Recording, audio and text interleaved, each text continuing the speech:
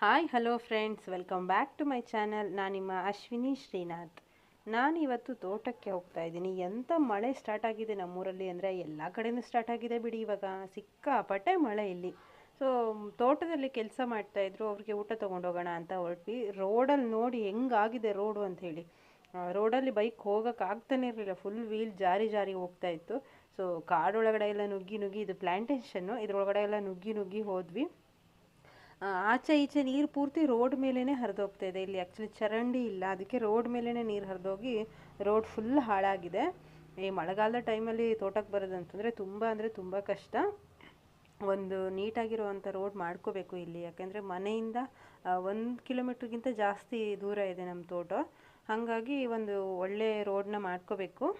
ಅಂತೂ ಇಂತೂ ತೋಟಕ್ಕೆ ಬಂದು ಮುಟ್ವಿ. ಬಂದು ಅವ್ರನ್ನ ಊಟಕ್ಕೆ ಕರೆದು ಬಂದೆ. ಮಳೆ ಸ್ವಲ್ಪ ಕಡಿಮೆ ಆಗಿತ್ತು, ಈ ಮರದ ಕೆಳಗಡೆನೇ ಊಟ ಮಾಡೋಣ ಅಂತ ಹೇಳಿಬಿಟ್ಟು ಅವ್ರನ್ನ ಕರೆದು ಬಂದ್ವಿ. ಬರೋಷ್ಟೊತ್ತಿಗಾಗಲೇ ತುಂಬ ಜೋರಾಗಿ ಮಳೆ ಸ್ಟಾರ್ಟ್ ಆಯಿತು. ಮರದ ಕೆಳಗಡೆ ಊಟ ಮಾಡೋದು ಕಷ್ಟ ಅಂತ ಅನಿಸ್ತು ನಮಗೆ. ಸೊ ಈ ಮರದಲ್ಲಿ ಒಂದು ಹುಳ ಇತ್ತು. ಮಳೆ ಸ್ಟಾರ್ಟ್ ಆದರೆ ಸಾಕು ಈ ಹುಳುಗಳು ಜಾಸ್ತಿ ಆಗ್ತವೆ. ಮನೆ ಹತ್ರ ಕೂಡ ಇದ್ದಾವೆ. ಏನಂತಾರೆ ಈ ಹುಳಕ್ಕೆ ಅಂತ ನನಗೆ ಗೊತ್ತಿಲ್ಲ. ನಿಮಗೇನಾದರೂ ಇದ್ರ ಹೆಸರು ಗೊತ್ತಿದ್ದರೆ ಕಮೆಂಟ್ ಮಾಡಿ. ಇದಕ್ಕೆ ತುಂಬ ಕಾಲುಗಳಿದ್ದಾವೆ, ಕೌಂಟ್ ಮಾಡೋಕ್ಕಾಗದೇ ಇರೋಷ್ಟು ಕಾಲುಗಳಿದ್ದಾವೆ. ಸೊ ಕೊನೆಗೆ ನಮ್ಮದು ಇನ್ನೊಂದು ತೋಟದಲ್ಲಿ ಶೆಡ್ ಇತ್ತು, ಆ ಶೆಡ್ಡಲ್ಲಿ ಊಟ ಮಾಡೋಣ ಅಂತ ಹೇಳಿಬಿಟ್ಟು ಊಟನೆಲ್ಲ ಎತ್ಕೊಂಡು ಇಲ್ಲಿಗೆ ಬಂದ್ವಿ. ಆ್ಯಕ್ಚುಲಿ ಈ ಶೆಡ್ ತುಂಬ ಚೆನ್ನಾಗಿತ್ತು, ಬಟ್ ಈಗ ಹಾಳಾಗಿದೆ.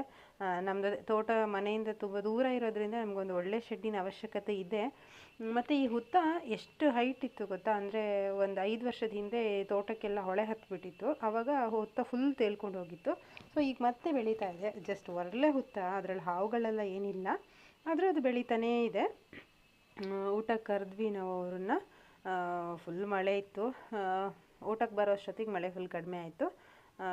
ಊಟ ಮಾಡಿದ್ವಿ. ಅನ್ನ ಸಾಂಬಾರು ಹಪ್ಪಳ ಮಾಡ್ಕೊಬಂದಿದ್ವಿ. ವೆಜ್ ಊಟ ಇವತ್ತು. ಸೊ ಊಟ ಎಲ್ಲ ಹಾಕಾದ್ಮೇಲೆ ಅವ್ರಿಗೆ ಎಲೆ ಅಡಿಕೆ ಕೊಡಬೇಕಿತ್ತು. ನಾನು ಎಲೆ ಅಡಿಕೆನ ಮರ್ತು ಬಂದುಬಿಟ್ಟಿದ್ದೆ. ಆಮೇಲೆ ತೋಟದಲ್ಲೇ ಒಂದು ಎಲೆ ಬಳ್ಳಿನ ನೆಟ್ಟಿದ್ವಿ. ಒಂದು 2 ವರ್ಷ ಆಗಿತ್ತು ನೆಟ್ಬಿಟ್ಟು. ಇದು ನಮ್ಮ ಅಮ್ಮ ಮನೆಯಿಂದ ಅಮ್ಮ ಅದನ್ನು ಗಿಡದಲ್ಲಿ ಹಾಕಿ, ಅಂದರೆ ಗಿಡನ ಕವರಲ್ಲಿ ಹಾಕಿ ಸ್ವಲ್ಪ ಚಿಗುರಿದ ಮೇಲೆ ಕೊಟ್ಟು ಕಳಿಸಿದ್ರು. ಸುಮ್ಮನೆ ತೋಟದಲ್ಲಿ ತಂದು ಹಾಕಿದ್ವಿ. ಚಿಗುರ್ಲೇ ಇರಲಿಲ್ಲ, 2 ವರ್ಷ ಆಗಿತ್ತು, ಕುಗೂರ್ತಾನೆ ಇತ್ತು. ಬಟ್ ಈ ವರ್ಷ ಸ್ವಲ್ಪ ಪರವಾಗಿರಲಿಲ್ಲ, ಚೆನ್ನಾಗೆ ಬೆಳೆದಿತ್ತು. ಸ್ವಲ್ಪ ಎಲೆಗಳು ಕೂಡ ಅದರಲ್ಲಿ ಸಿಕ್ತು. ಅದರಿಂದನೇ ಕಿತ್ಬಿಟ್ಟು ಕೊಟ್ಟೆ. ಅಷ್ಟೊತ್ತಿಗಾಗಲೇ ಕಳೆ ಹೊಡೆಯೋ ಮಿಷನ್ ಹಾಳಾಗೋಯ್ತು.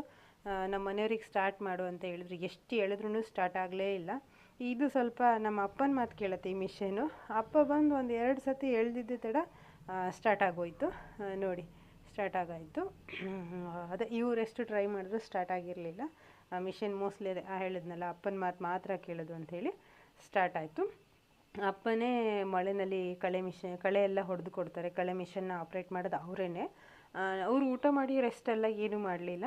ಅದೇ ಮಾಮೂಲಿ ಕೆಲಸಕ್ಕೆ ಯಾರಾದರೂ ಬಂದರೆ ಅವರು 1 ಅವರ್, ಊಟದಕ್ಕೆ 1 ಅವರ್ ಅಂತ ತೊಗೊಳ್ತಾರೆ. 1 ಗಂಟೆಯಿಂದ 2 ಗಂಟೆ ಊಟ ಮಾಡಿ ಸ್ವಲ್ಪ ಹೊತ್ತು ಕೂತ್ಕೊಳ್ತಾರೆ.